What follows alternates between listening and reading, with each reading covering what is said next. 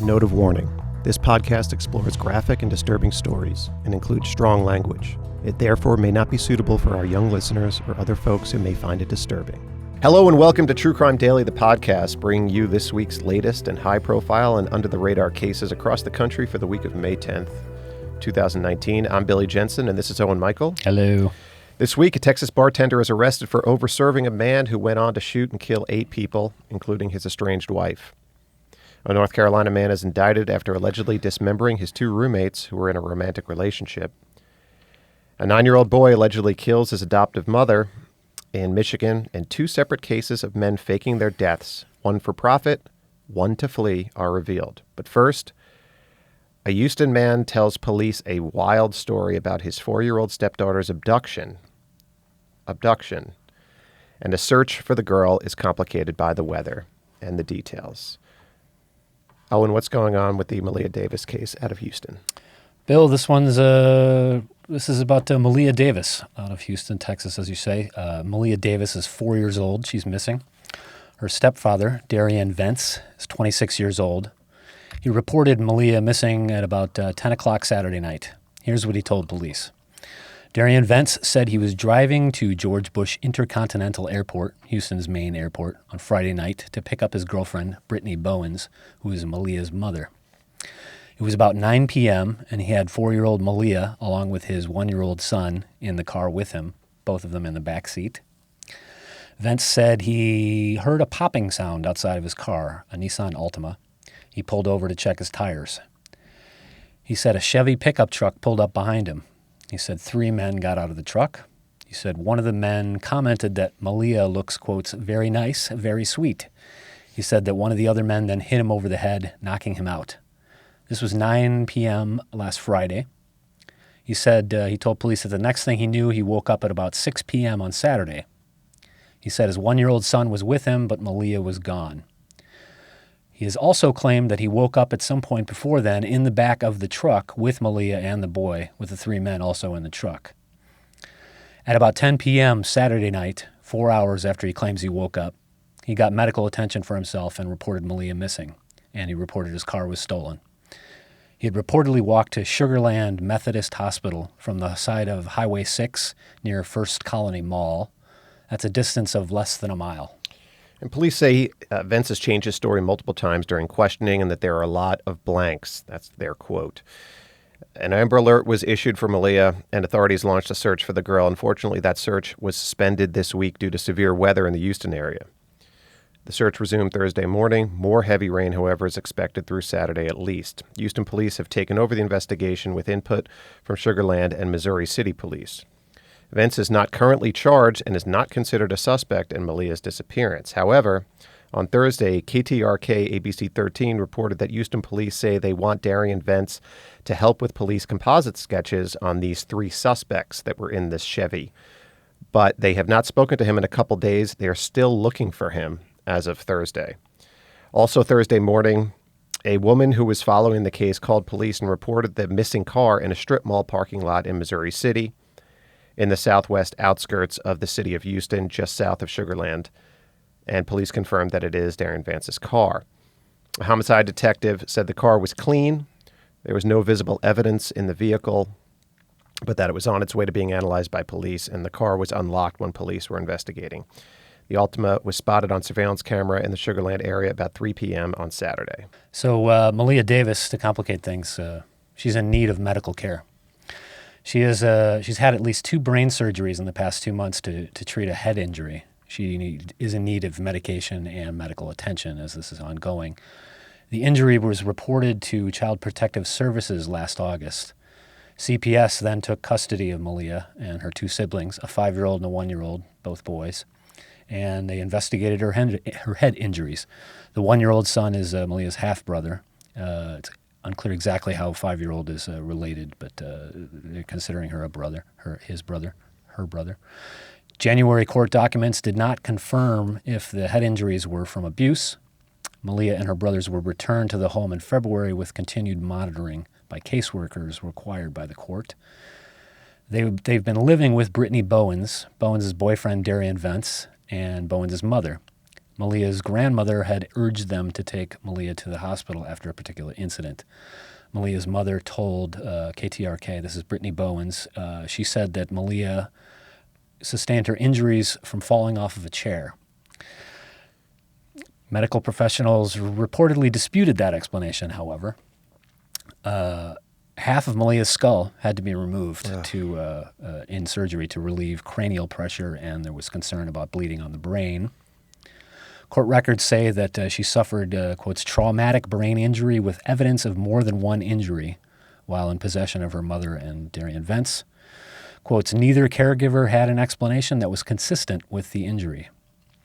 KHOU 11 reports that Child Protective Services caseworkers said there was, quotes, a reason to believe there was neglectful supervision, in their words.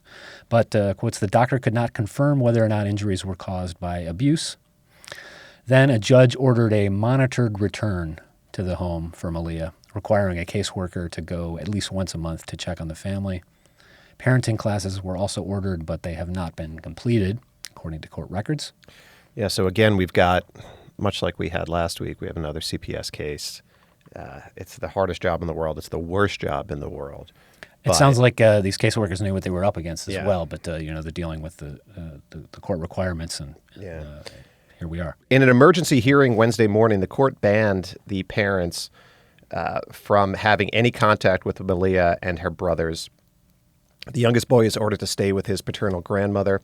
The older boy, 5 years old, is in custody of his paternal aunt, and if Maleah is found alive, she'll stay with the same aunt. Mother and father Vence to have no contact with the children, court records said.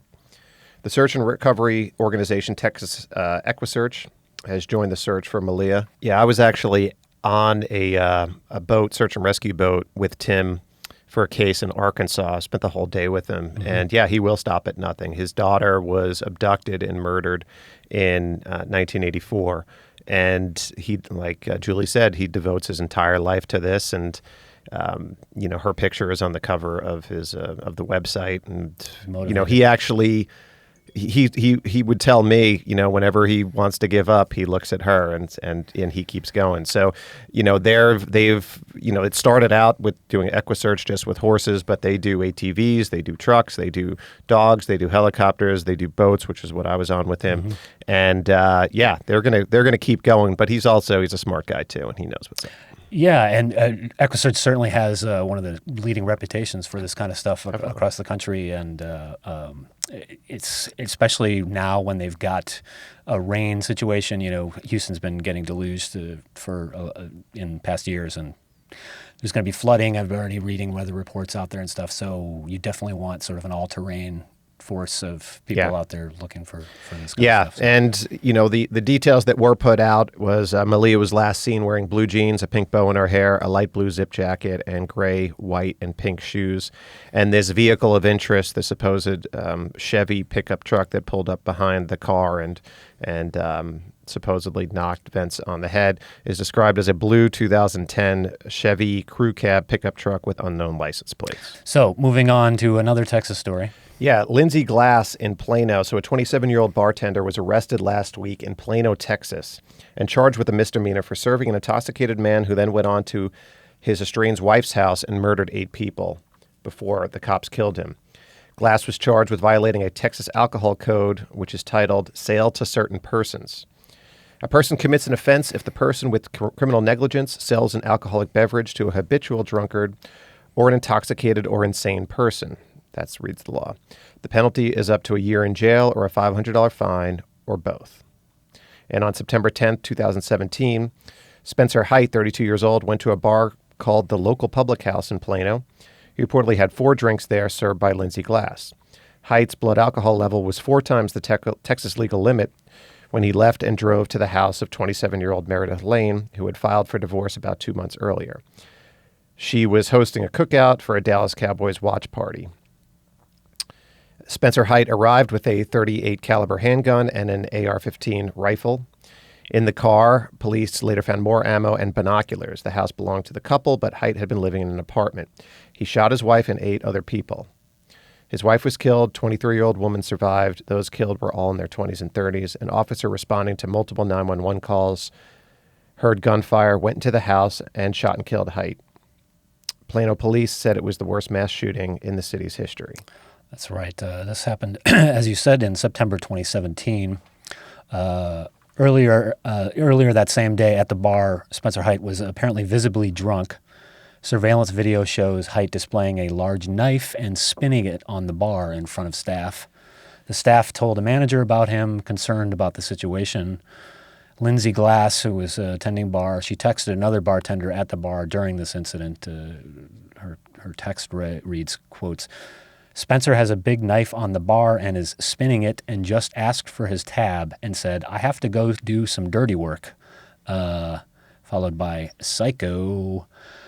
That bartender she texted then confronted Spencer Hite on the patio. The bartender told police the bar manager told him not to call police. Lindsay Glass herself had also texted a bartender about Hite, saying Hite had been in the bar earlier, had 2 gins, and he only had 2 beers and a shot when he came back. I think he was at another bar while he was gone. Victims' families had sued the local public house bar and Lindsay Glass for $1 million. That civil suit was later dropped. Last August, the bar agreed to cancel its alcohol permit and the bar was closed down.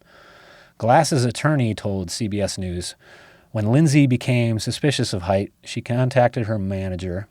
When her manager's efforts did not resolve Lindsay's concerns, she followed Hite, and then as her concerns grew, she called 911.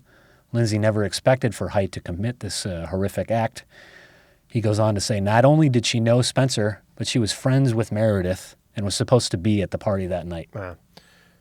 So, Owen, you're a bartender. I was. What do they train you in terms of cutting somebody off?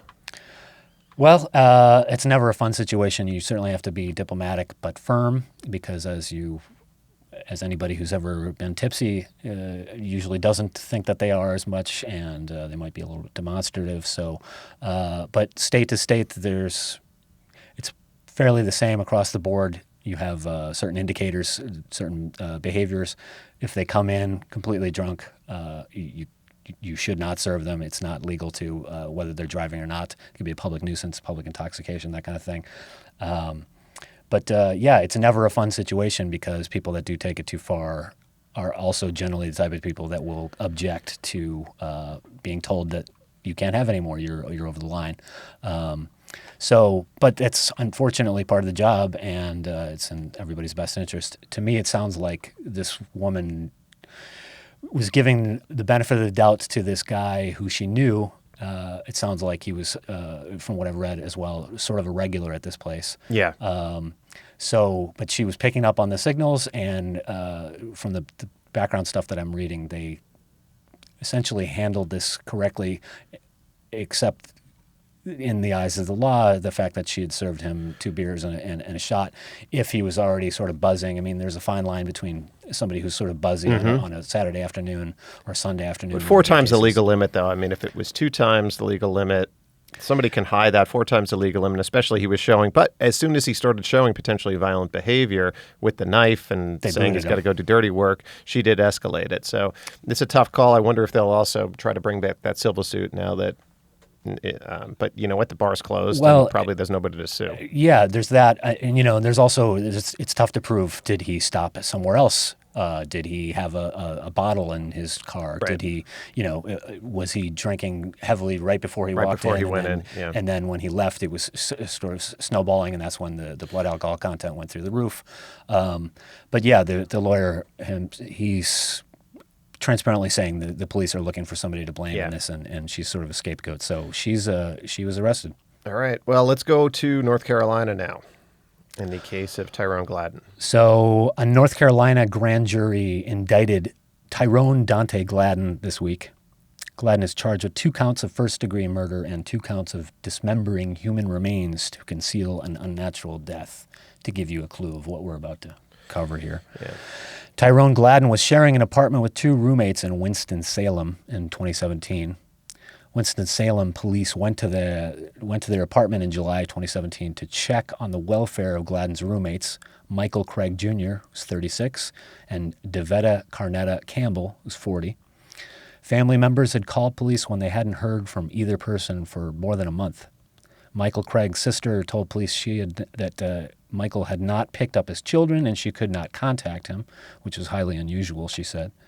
Devetta Campbell's family had also been trying to reach her by phone and in person without success. The officers found the apartment empty. It had been stripped of its carpeting, as well as the carpet padding. The property managers told police they had not removed the carpet and were not aware of that. Police then searched the area around the apartment complex. They found a human torso in the woods behind the building. More human remains were subsequently found in the same area. Days later, police determined the remains were from 2 different people. They also found blood in different areas of the apartment. So Gladden allegedly stabbed Devetta Campbell in the chest and in the neck. Then he allegedly stabbed Michael Craig 18 times in the chest and neck. Some anger. What's it? That's some anger right Yeah, there. I know. Yeah. 18 times. The attacks happened sometime in the last 2 weeks of June 2017. That's what Monday's indictment alleges. According to search warrants, Gladden was seen driving Michael Craig's car in the days after Craig and Campbell disappeared. And Gladden was also reportedly seen moving things out of the apartment, including carpet. The car was found the week before the bodies were about 8 miles away near a hotel with its windows and sunroof open, apparently abandoned. Authorities allege that Tyrone Gladden stabbed both his roommates in their apartment, then dismembered their bodies. He allegedly wrapped them up in the carpet and disposed of them in the woods behind the apartment building. Police took a large knife and a small knife from the apartment, as well as DNA samples and hair fibers, according to court documents.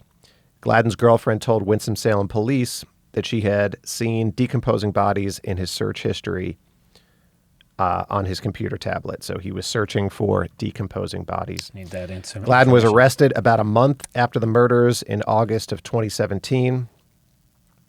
Michael Craig Jr. had 5 daughters. Devetta Campbell had an adult son. The 2 were dating. Campbell had moved into the apartment in June, the month before the murders. Gladden is currently being held without bond, and no trial date has been set. Roommate situations, it's escalating way too far there. Pauline Randall is our next case out of Michigan. It's a sad story this week. Pauline Randall was 51 years old. She was found shot to death inside her Michigan home early Monday. A 9-year-old boy was charged with her murder on Wednesday this week. Police have not said if he's charged as an adult or a juvenile. The boy's not being identified, obviously, because he's a minor. The woman was shot with a rifle in her own living room.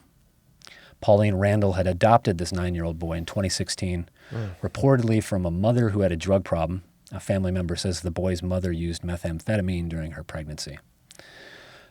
Randall's adult daughter, this is Pauline Randall, the deceased woman, her adult daughter said her mother had been trying to get mental health treatment for the boy and had managed to book an appointment for him for Tuesday of this week.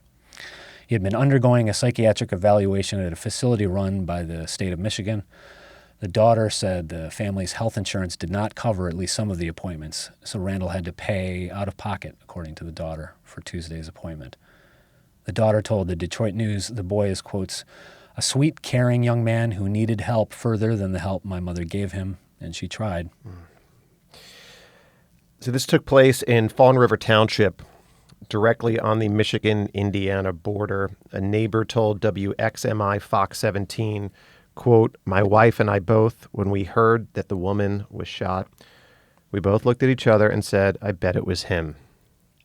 He told the TV station that the boy has shot at his grandchildren with a BB gun and a bow and arrow from the yard in the past. Pauline Randall's other adult daughter told Wood TV, Channel 8 in Michigan, I want people to know that he's not a bad kid. She went on to say, he started on medication last week. Who knows how that reacted? He had, quote, just recently started snapping, she said. She said Randall had told her doctor she was scared she was raising the next serial killer. This daughter said the boy asked where his mother was in court on Tuesday, saying he has no idea what happened the day before.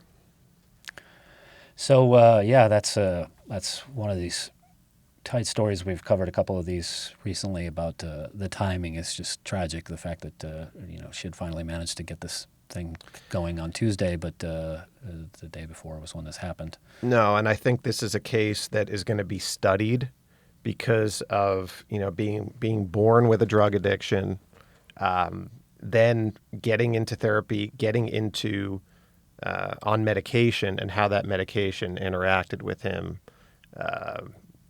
I have a lot of questions. People are going to have a lot of questions. Mental health professionals are going to have a lot of questions. And, you never want to say, oh, let's use this 9-year-old kid as a guinea pig or whatever. But, the idea of charging him as an adult, if they're even just thinking of that, is ridiculous. It's obvious that I don't think he had any sense also of what was going on. Yeah, he's asking where his mother was. And I have to think that with the medication and everything, this is, even for a public defender, that's where they would go with, plausible deniability or not presence of mind for this, as well as a 9-year-old, it's intent is a tough thing to prove in an adult, much less a 9-year-old. But, So now we're going to Florida. Michael Manning, 58 years old, was arrested in Florida last week, way down south in Monroe County, home to the Florida Keys. So who's Michael Manning? Originally, he's from Chico, California, about 3 hours south of the Oregon border. And he's alleged to have faked his own death to avoid charges of child molestation and child pornography. The Chico Enterprise Record reports that Manning pled no contest, to charges in June 2016 and posted $215,000 bail and was released pending a sentencing hearing in court scheduled for 3 months later in October. And police said that Manning missed that date. The day after the hearing, a car rented in Manning's name was found near the Golden Gate Bridge in San Francisco, and there was a suicide note in the car that was written in Manning's handwriting, and a body was not found. And now we know why a body was not found. So police suspected he had not, in fact, killed himself. They began monitoring an associate of Michael Manning's, who they think helped him get away, making international travel arrangements. The FBI and the U.S. Marshals got involved in the case. Police believe they narrowly missed catching Manning on more than one occasion in California. So last week, Monroe County Sheriff's deputies, all the way down the beautiful Florida Keys, responded to a burglary alarm at a business at a marina on Key West. Next to the property, they found a man living in a storage trailer, like in one of those big tanker-looking storage trailers, Connex, as they're known. It's unclear if he was a burglary suspect in this, but or whether they just found him while they were investigating the premises and looking around. The man told deputies his name was William Wallace Littlejohn. Points for creativity there, buddy. And he gave police a U.S. Navy ID card and a passport. Documents were determined to be fake, and they arrested the man. He was booked in the Monroe County Jail, where his fingerprints identified him as fugitive Michael Manning. Manning is in the process of being extradited back to California, where he'll face the original charges as well as failure to appear, and now tack on charges of providing false name and identification to law enforcement in Florida. So the old Golden Gate Bridge jumped off a trick. Good job on the FBI and the U.S. Marshals. Not fall for that. Just going after him. I've worked with the U.S. Marshals in the past, and they can be really relentless. You don't want those guys on your. You don't want them on your trail. No, and the fact that they were, there could have been a possibility that he was dead, but they said, you know what? A little too neat. It's a little bit too neat. It's a little bit too easy. We're going to keep going after this guy, and they got him. So well done. We're going to go to Minneapolis now. We're going to go far away from the Florida Keys. So far. This next story, this takes us to Minneapolis and beyond. It involves another criminal faking his own death, this time for profit. So there's a guy named Igor Vorotinov. He's 54 years old. He pleaded guilty last week in Minneapolis to mail fraud. Vorotinov was a resident of Maple Grove, Minnesota, a suburb of Minneapolis, where he was an auto mechanic and an auto dealer. Back in 2010, he took out a $2 million life insurance policy. He named his ex-wife Irina his primary beneficiary. The Twin Cities Pioneer Press reports that Vorotinov then left the state of Minnesota to move to Moldova, an Eastern European country situated between Romania and Ukraine. 7 months later, Irina Vorotinov was notified a body was found in Moldova, bearing her ex-husband Igor's passport and other ID on him. The decomposed body was found in bushes on the side of a dirt road in a small rural town in Moldova. He was well-dressed. He did not appear to have been victim of foul play. The local medical examiner figured the man had a heart attack. Irina flew to Moldova, where she identified the dead man as her ex-husband. She had the body cremated there, then took an urn with the ashes back to Minnesota. She held a well-attended funeral in Minneapolis area, submitted a death certificate, and received a check for $2 billion from the insurance company. So then a year later, one of the two grown Vorotinov sons was in Moldova visiting a family friend. And the Washington Post reports the son was at a party one night when he ran into, who else? His dad. But the son never told anyone. Igor had split the insurance check with his ex-wife and was living under a false name. After that, the son returned to Moldova to visit his father more than once. The FBI got a tip from someone in Moldova that Igor was alive and living there. Investigators detained the older son on a return trip to the States in November 2013. They found recent photos on the son's laptop proving that Igor was still alive. In 2015, the son and his mother, Irina, were arrested. The son's attorney claimed he was a victim of deceit, but as part of a plea agreement, he got his dad, Igor, on the phone in Moldova with prosecutors on the line. And Igor spun a story about how he had been kidnapped in Moldova and had been forced into the insurance and ransom scheme. Prosecutors say he was attempting to spare his ex-wife charges. Igor was arrested last November in Moldova and extradited to the United States. Irina pled guilty in 2016 and got 37 months in prison. And Igor's 29-year-old son pleaded guilty in 2015 to not reporting this fraud scheme, and he got 3 years probation. Yeah, apparently during this phone call with prosecutors or in a subsequent phone call, they said essentially, you need to come back and deal with this. And Igor said, no, I'm going to stay here, and I'm living with my girlfriend in a remote part of Moldova. I think I'll just stay. And then they said, no, actually we have an extradition agreement, and Moldovan authorities nabbed him to his surprise, shipped him back to the United States. So you don't always get what you want. Prosecutors alleged that everybody was in on this, including the local officials suspected of being paid to falsify reports. Sure. So where do you get a body? This is the question. The insurance company had hired an international investigations firm to confirm Igor's death, as they will do. Yeah. But they say the medical examiner, morgue employees, and police officers were lying in interviews. Igor Vorotinov pleaded guilty last Friday and is he's set to be sentenced in July. The Minneapolis Star-Tribune reports that Igor took a plea deal in exchange for about 3.5 years in prison. He remains in jail awaiting sentencing. It's still unclear who the dead man was or how he got that way. That is the big question right now. Who was this dead man? Life is cheap some places. Yeah. So, we at True Crime Daily, the Facebook page, the largest true crime Facebook page, and the most active true crime Facebook page, we get a lot of comments. It's true. We read all of them.